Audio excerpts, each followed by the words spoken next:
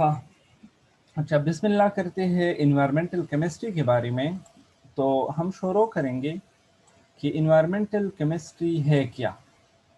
ठीक है, environmental chemistry बहुत सिंपल सी केमिस्ट्री है, ठीक है, और बहुत दिलचस्प केमिस्ट्री है क्योंकि ये आम जिंदगी से ज़्यादा जो है वो रिलेटेड है। ठीक है, तो सबसे पहले मैं थोड़ा डिस्कशन शुरू करता हूँ इन्वायरमेंटल केमिस्ट्री के बारे में। इन्वायरमेंटल केमिस्ट्री, कोई मुझे बता सकता है कि इन्वायरमेंटल केमिस्ट्री क्या चीज़ है? शाबाश। आप में से कितने बंदे जानते हैं कि इन्वायरमेंटल केमिस्ट्री क्या है?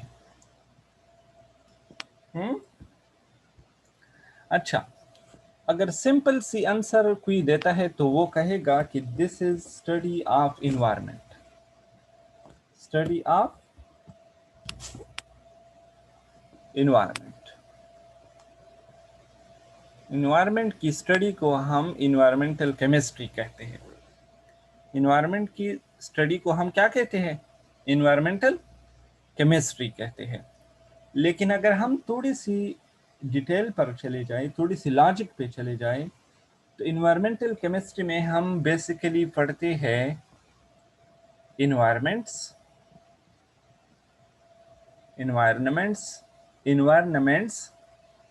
Plus environmental composition, third environmental changes, our last factor affecting environment। Factor ये लाजिमी है, फैक्टर affecting environment। देखिए, इन्वायरमेंटल केमिस्ट्री में हम चार चीजें पढ़ते हैं। माहौल क्या है? What is environment? What is environment, माहौल क्या चीज है। दूसरा हम पढ़ते हैं माहौल किस चीज से बना है। इन्वायरमेंटल कंपोजिशन, किस चीज से बना है ये माहौल। इस माहौल में जो चेंजेस आते हैं, सर्दी होती है, गर्मी होती है, ठीक है, ग्लोबल वार्मिंग आती है, ओजोन डिप्लीशन होता है, ठीक है, कुछ न कुछ माहौल में जो कुछ भी होता है उसको हम स्टडी करते हैं, इन्वायरमेंटल चेंजेस को स्टडी करते हैं। और सबसे इम्पॉर्टेंट और सबसे लाजिमी जो इन्वायरमेंटल केमिस्ट्री का जो फोकस है वो है फैक्टर इफेक्टिंग इन्वायरमेंट। ठीक है, वो चीज़ें जो माहौल पर असरअंदाज होते हैं। ये फैक्टर्स इफेक्टिंग इन्वायरमेंट पॉजिटिव भी हो सकते हैं, अच्छी भी हो सकते हैं, बुरी भी हो सकते हैं। आप मेरी बात को समझ गई? ठीक है, तो इन्वायरमेंटल केमिस्ट्री में हम पढ़ते हैं माहौल क्या है, उसकी कंपोजिशन क्या है, ठीक है, और उसमें जो चेंजेस आते हैं उसको स्टडी करते हैं। और आखिर में ऐसी चीज़ें जो माहौल पर असरअंदाज होते हैं उसको हम कहते हैं क्या? शाबाश, उसको हम कहते हैं इन्वायरमेंटल केमिस्ट्री। अब थोड़ा और इन्वायरमेंट की तरफ हम चलते हैं। What is environment? माहौल क्या है? इन्वायरमेंट, कोई मुझे बता सकता है इन्वायरमेंट क्या है? एनीथिंग सराउंडिंग अस, एनीथिंग सराउंडिंग अस, जो भी हमारे इर्द गिर्द मौजूद है उसको हम इन्वायरमेंट कहते हैं। ठीक है, उसको हम क्या कहते हैं? इन्वायरमेंट कहते हैं। अब हम इसको डिवाइड करते हैं सॉइल, ठीक है, उसके बाद दूसरा आता है हमारे साथ हाइड्रो, वाटर, पानी जिसको हम कहते हैं, और तीसरा जो आता है उसको हम कहते हैं एटमॉस्फेयर। ये हमारे इर्द गिर्द ये चार चीजें मौजूद है। देखिए, ये जो, और उसके साथ एनर्जी भी होती है, लेकिन ये चार चीजें आपने याद रखनी है। साइल जो है उसको हम कहते हैं लिथोस्फेयर, लिथोस्फीयर, ठीक है, लिथोस्फीयर याद रखना। ये जो पानी वाला हिस्सा है कायनात में, इसको हम कहते हैं हाइड्रोस्फीयर, हाइड्रोस्फीयर, ठीक है। और ये जो एटमॉस्फेयर है ये मोस्टली है गैशियस, गैशियस स्फीयर, यहाँ पर गैसेस होते हैं, समझ गए आप। अब देखिए, आपको इस माहौल के बारे में कुरान में भी कई दफ़ा जो है मुख्तलिफ आयात नज़र आ जाएंगी, ठीक है। और कायनात के बारे में बहुत सारी चीज़ें आपको जो है ना वो नज़र आ जाएंगी, समझ गए। जैसा कि हम पढ़ते हैं कि अल्हम्दुलिल्लाह रब्बिल आलमीन, तो देखिए मुख्तलिफ तफासिर ये लिखते हैं कि आलमीन जो है, आलमीन, आलमीन इसका मतलब क्या है, ये अल्लाह ताला ने जो कुछ पैदा किए है, तो उसमें आते हैं आलम जमादात, जमादात सॉलिड को जमादात कहते हैं, जमादात, ठीक है। आलम मायात, मायात जो माया होते हैं, जो फ्लो करते हैं, ठीक है। आलम नबातात, प्लांट्स वगैरह जो होते हैं, हैवानात, ठीक है, जो जानवर वगैरह जो होते हैं, मायात में ये दोनों आते हैं, हाइड्रो एंड एटमॉस्फेयर दोनों आते हैं। तो मतलब ये हुआ में हम बहुत सारी चीज़ें स्टडी करते हैं, और वो बेसिकली स्टेट के लिहाज से तीन होते हैं। एक होता है लिथोस्फीयर, जो हमारे लिए इम्पॉर्टेंट है, ये स्ट्रेटोस्फीयर, हाइड्रोस्फीयर बहुत इम्पॉर्टेंट है, एटमॉस्फेयर बहुत इम्पॉर्टेंट है। हर एक चीज़ जो है अपनी अपनी जगह पर अपनी अपनी अफादियत रख रहा है, और हम एक के बगैर अगर कोई हमसे लिथोस्फीयर छीन ले तो हम जिंदगी नहीं बसर कर सकते, अगर कोई हमसे हाइड्रोस्फीयर छीन ले तो हम जिंदगी नहीं बसर कर सकते, अगर हम कोई हमसे एटमॉस्फेयर छीन ले तो हम जिंदगी नहीं बसर कर सकते। अब समझ गए।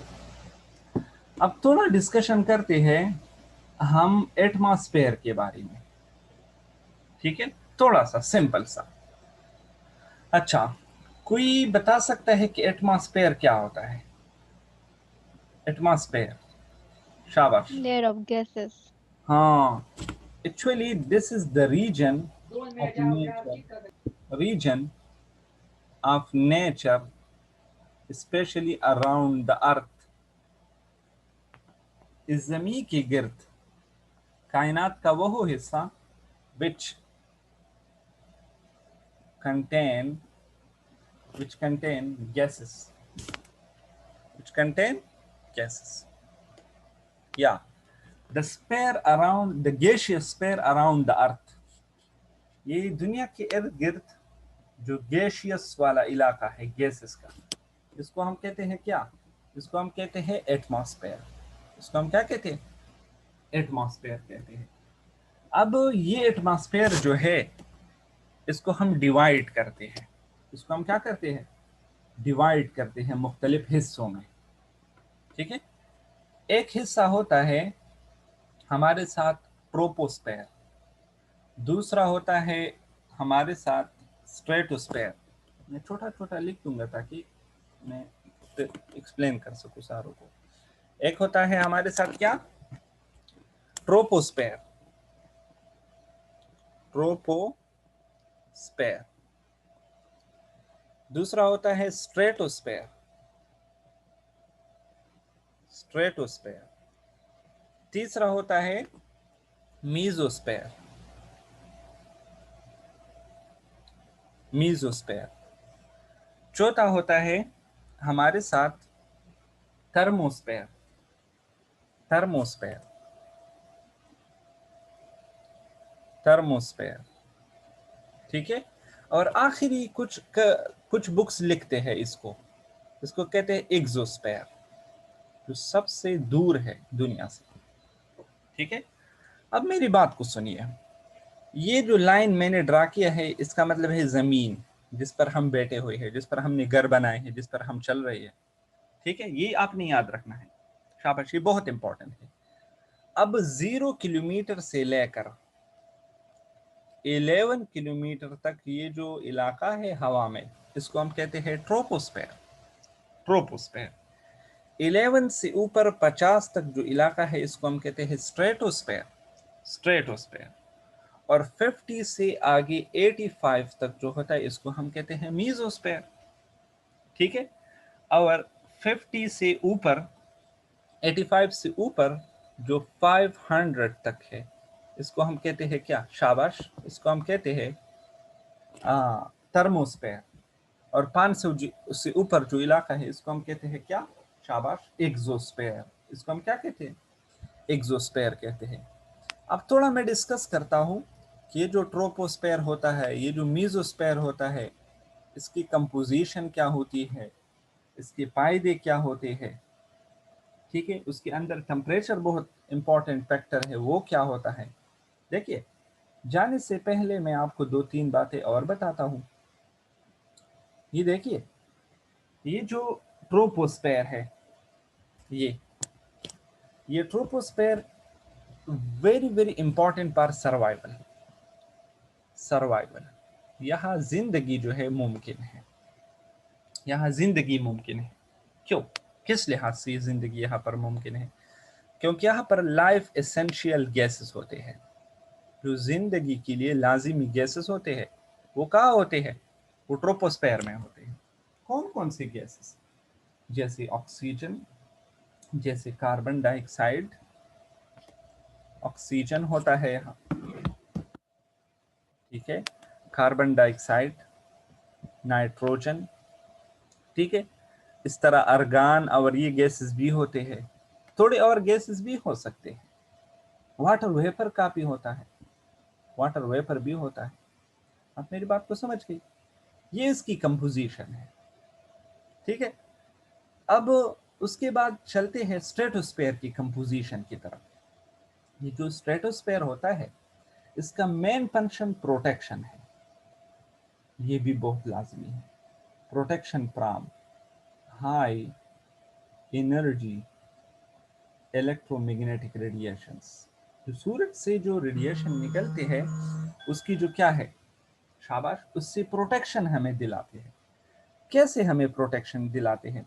क्योंकि यहाँ पर ओजोन होता है और वो ओजोन हमें इस अल्ट्रावायलेट रेडिएशन जो होते हैं, जो एक्सरेज रेडिएशन होते हैं, वो एब्जॉर्ब करते हैं। उसके साथ साथ और गैसेस जैसे ऑक्सीजन और नाइट्रोजन भी होते हैं। लेकिन एक बात याद रखो, क्योंकि यहाँ पर ओजोन मौजूद है, इसी वजह से इस पेयर को हम ओजोनोस्फेयर भी कहते हैं। ओजोनोस्फेयर भी इसको हम कहते हैं, ठीक है। अच्छा, उसके बाद हम चलते हैं मीजोस्फेयर की तरफ। मीजोस्फेयर, मीजो इसको मिडल भी कहते हैं, मीजो मिडल को कहते हैं, मिडल, ठीक है। ये नहीं है कि ये जो है ना नंबर के लिहाज से ये मिडल है, हाँ, ये बात गौर से सुनो, नंबर के लिहाज से मिडल है, ठीक है। सारे के सारे 5 रीजन है तो 5 में ये 3rd पोजीशन पर आता है, तो इसलिए इसको मिडल मीजो कहते हैं, ठीक है। वरना हाइट के लिहाज से ये मिडल नहीं है। अच्छा, अब उसके अंदर ज्यादातर जो होते हैं वो आयन्स होते हैं, जैसे ऑक्सीजन आयन होता है, ठीक है, ये याद रखो। इसी तरह जो है वो nitrogen oxide, nitric oxide ions जो होते हैं, यहाँ पर ज्यादातर चीजें आयनिक फॉर्म में होते हैं, ठीक है, याद रखना है आपने, आयनिक फॉर्म में होते हैं। शाबाश, वो मैंने यहाँ पर लिखना चाहिए था। यहाँ पर ज्यादातर चीजें जो है वो कौन सी हालत में होते हैं? आयनिक फॉर्म में होते हैं।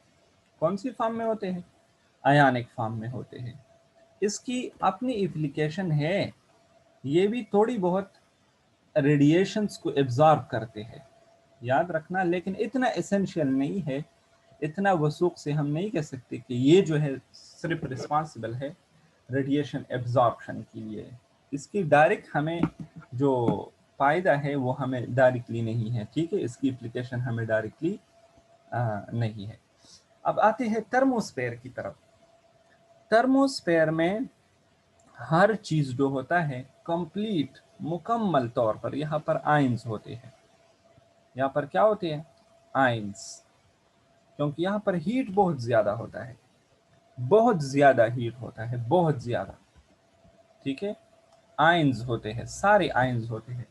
ऑक्सीजन के आयन, ओजोन के आयन, नाइट्रोजन के आयन, सारी चीज़ें आयनिक फॉर्म में होते हैं। यहाँ पर प्लाज्मा होता है। आप मेरी बात को समझ गई? ठीक है।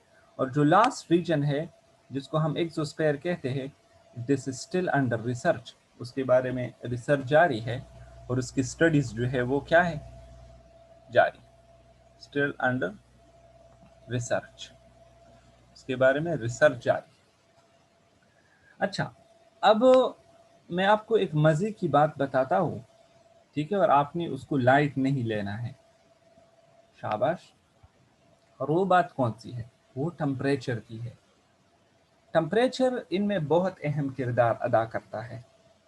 वो कैसे? देखिए, यहाँ पर जो टेम्परेचर होता है, जो ट्रोपोस्फेयर होता है, यहाँ 15 से -56 तक होता है, -56 तक होता है, ठीक है। उसके बाद यहाँ पर -56 से टेम्परेचर लेके 2 तक होता है, +2 तक होता है, ठीक है। यहाँ पर -2 से लेकर टेम्परेचर -92 पे चला जाता है, ठीक है। और सबसे आखिरी जो है यहाँ पर -92 से लेकर 500 तक चला जाता है। बल्कि 500 नहीं, बल्कि इसके साथ साथ जो है 1200 तक चला जाता है। कुछ बुक्स इसको 1200 से ऊपर भी लिख देते हैं। आप मेरी बात को समझ गई? अच्छा, आप सुनिए, जो ईटा के लिए बहुत इंपॉर्टेंट पॉइंट है जो मैं आपको कहना चाहता हूँ वो क्या है। इस टेम्परेचर में आप देखिए, यहाँ पर टेम्परेचर आप जब ऊपर जाएंगे, आप जब 0 किलोमीटर से 11 किलोमीटर तक जाएंगे तो सर्दी पड़ेगी। याद रखना, ट्रोपोस्फेयर में सर्दी पड़ती है जब आप ऊपर चलते हैं। दोबारा सुनो, जब आप ट्रोपोस्फेयर में ऊपर जाएंगे तो क्या पड़ती है? शाबाश। टेम्परेचर क्या होता है? माइनस की तरफ चला जाता है। टेम्परेचर क्या होता है? माइनस की तरफ।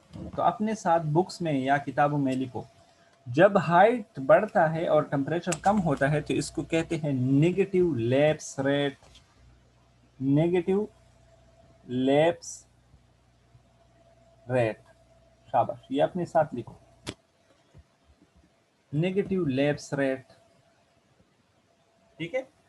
अब स्ट्रेटोस्फेयर में देखिए, स्ट्रेटोस्फेयर में जब आप हाइट की तरफ चलते हैं तो टेम्परेचर ज्यादा होता है, तो यहाँ पर पॉजिटिव लैप्स रेट है। ये याद रखना। मैं आपको दोबारा कहता हूँ, ये लैप्स रेट का मतलब क्या है? लैप्स रेट का मतलब यही है कि जब आप हाइट की तरफ जाएंगे, जब आप जितने ऊपर जाएंगे उतना टेम्परेचर कम होता है, तो इसको कहते हैं नेगेटिव लैप रेट। जब आप ऊपर जाते हैं और टेम्परेचर भी बढ़ता है तो इसको हम कहते हैं पॉजिटिव लैप्स रेट, ठीक है। अब आते हैं मीजोस्फेयर की तरफ। देखिए, मीजोस्फेयर में जब आप ऊपर चढ़ते हैं, ऊपर जाते हैं तो टेम्परेचर और कम होता है, यहाँ पर नेगेटिव लैप्स रेट होता है, ठीक है। फिर यहाँ पर जो है, अब देखिए, थर्मोस्फेयर में पॉजिटिव लैप्स रेट होता है। अब मेरी बात को समझ गई कि नहीं? ठीक है। हाइट जब बढ़ता है और टेम्परेचर भी बढ़ता है तो पॉजिटिव लैप्स रेट होता है। हाइट जब बढ़ता है और टेम्परेचर जब कम होता है तो इसको हम कहते हैं नेगेटिव लैप्स रेट। तो ईटा में ये कई दफ़ा आया है कि मीजोस्फेयर में डैश लैप्स रेट होता है, पॉजिटिव लैप्स रेट होता है कि नेगेटिव लैप्स रेट होता है। तो नेगेटिव होता है। देखिए, आपने ये फार्मूला याद रखना है, माइनस प्लस, आपने माइनस से शुरू करना है बस। देखिए, ट्रोपोस्फेयर में नेगेटिव लैप्स रेट है, ओजोनोस्फेयर में या स्ट्रेटोस्फेयर में पॉजिटिव लैप्स रेट है, ठीक है। और मीजोस्फेयर में नेगेटिव, और थर्मोस्फेयर में, फिर थर्मो में तो बिल्कुल वाज़ेह है, नाम से भी पता चलता है कि पॉजिटिव लैप्स रेट हो। ये आप मेरी बात को समझ गए कि नहीं? जवाब पर खबर था सो पोस्ट करनी है भाई आप साथ। यस। अब एक एक और बात मुझे याद आ गया, मैं आपसे कहना चाहता हूँ कि वो क्या है। एक बात और, आपको पता है कि जब ट्रोपोस्फेयर जहां खत्म होता है और ओजोनोस्फेयर शुरू होता है, स्ट्रेटोस्फेयर शुरू होता है। मेरी बात को सुनिए, 11 किलोमीटर तक हम पहुंचते हैं, 11 के बाद स्ट्रेटोस्फेयर शुरू होता है। तो इस 11 और इस 12 के बीच जो इलाका होता है उसको कहते हैं ट्रोपोप्यूज। शाबाश, ये याद रखो, ट्रोपोप्यूज। इस माने को देखो, इसकी इसकी ट्रोपोप्यूज, प्यूज किस चीज को कहते हैं? प्यूज स्टॉप को कहते हैं। तो ट्रोपोस्फेयर स्टॉप होता है। इसी तरह स्ट्रेटोस्फेयर जहां खत्म होता है और मीजोस्फेयर जहां शुरू होता है इसको हम कहते हैं स्ट्रेटोप्यूज। स्ट्रेटोप्यूज, ठीक है। इसी तरह मीजोस्फेयर जहां खत्म होता है और थर्मोस्फेयर शुरू होता है उसको हम कहते हैं मीजोप्यूज। और इसी तरह थर्मोस्फेयर जहां खत्म होता है और एक्सोस्फेयर शुरू होता है तो इसको हम कहते हैं थर्मोप्यूज। ये आपने याद रखना है, थर्मोप्यूज, प्यूज, ये आपने याद रखना। आप मेरी बात को समझ गई? ठीक है। अच्छा, आपने क्या क्या याद रखना है? आपने याद रखना है कि इस लेयर का कोई और नाम है कि नहीं। एक पॉइंट, ये हाइट कितने किलोमीटर तक फैला हुआ है, इसकी रेंज क्या है। 2, इसकी कंपोजिशन क्या है। 3, इसका टेम्परेचर रेंज क्या है। 4, इसमें पॉजिटिव लैप्स रेट होता है कि नेगेटिव लैप्स रेट होता है। 6, इसकी मेन फंक्शन क्या है, मेन फंक्शन। ये हो गई आपके साथ एटमॉस्फेयर के बारे में सारी इंफॉर्मेशन। दोबारा लिख देता हूँ, आपने सिर्फ पॉइंट्स लिख देता हूँ आपको, ठीक है। आपने हर लेयर के बारे में ये बातें ज़रूर याद रखनी है, ठीक है। शाबाश। एक, अपने साथ कापी में लिखते हो तो लिखो, नंबर 1, अनदर नेम। इस लेयर का कोई और नाम है कि नहीं है। अनदर नेम, एक हो गया, ठीक है। Another name. दूसरा, हाइट रेंज, इसका जो हाइट है, हाइट रेंज, ठीक है। तीसरा, टेम्परेचर रेंज। चौथा, पॉजिटिव और negative lapse rate, lapse rate, lapse rate, ठीक है। कंपोजिशन, कंपोजिशन मैं भूल चुका था, ये लाजमी है। कंपोजिशन, कंपोजिशन पहले जिक्र कर। और 6 पोजीशन पर आता है क्या? शाबाश, इम्पोर्टेंस, इसकी इम्पोर्टेंस। आप मेरी बात को समझ गई? आप ये 6 बातें हर लेयर के बारे में जरूर याद रखेंगे। समझ गए आप? जब ससु याद है तसु पे एटमॉस्फेयर बानी पोस्ट हुई माता उस ससु हुई। Yes, sir. सान देखा दा चैप्टर दिसी दोन लॉजिक पदी की निष्ठ दोन कांसेप्ट पदी की निष्ठ पदी की तश सिर्फ आगा आइडिया बजू तफसो दर को माव इंशाल्लाह जो बखतर कदर तुम सस बयादी गी दा हा अपदेश तक की